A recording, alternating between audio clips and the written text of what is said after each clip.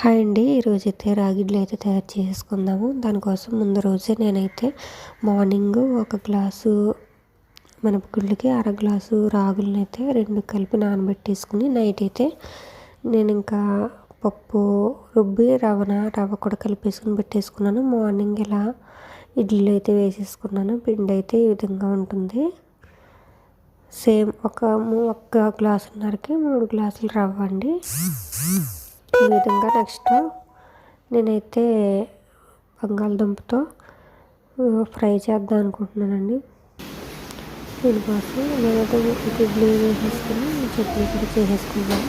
ఇంకా బంగాళదుంప ఫ్రై కోసం అయితే కడాయి పెట్టేసుకున్నాను. బంగాళదుంపలని ఒక పక్కనైతే ఉడకబెట్టుకుని పక్కన పెట్టేసుకున్నాను. దీంట్లో అయితే పోపు అయితే వేసేస్తున్నానండి. పోపు వేసేస్తున్నాను. ఇంకా వెల్లుల్లిపాయ పోపు అంటే తెలుసు కదా, మొత్తం పచ్చెనగపప్పు, ఆవాలు, జీలకర్ర,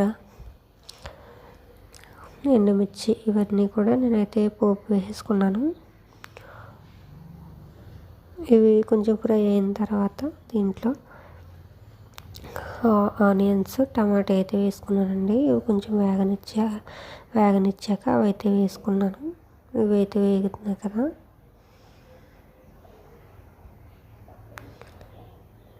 ఈ విధంగా వేగనివ్వాలండి. కొంచెంసేపు వేగనిచ్చాక పచ్చిమిరపకాయ, టమాటా, ఉల్లిపాయలు అయితే కట్ చేసి పెట్టుకున్నాను కదా, అవి అయితే యాడ్ చేసుకుంటున్నాను. ఇవి కొంచెం మగ్గిన తర్వాత నేనైతే సాల్ట్ కూడా యాడ్ చేశాను. అదైతే నాకు వీడియోలో రాలేదు. సాల్ట్ కూడా యాడ్ చేసుకున్నానండి. నెక్స్ట్ బంగాళదుంపలని ఇలా చిదుముకుని వేసేసుకున్నాను. నెక్స్ట్ ఇందులోనే పసుపు, కారం కూడా యాడ్ చేసుకున్నానండి.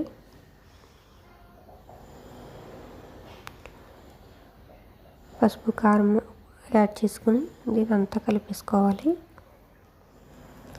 అంతే అండి. మనం బంగాళదుంపలు ఉడకపెట్టుకున్నాం కాబట్టి తొందరగానే బంగాళదుంప ఫ్రై అయితే రెడీ అయిపోద్ది.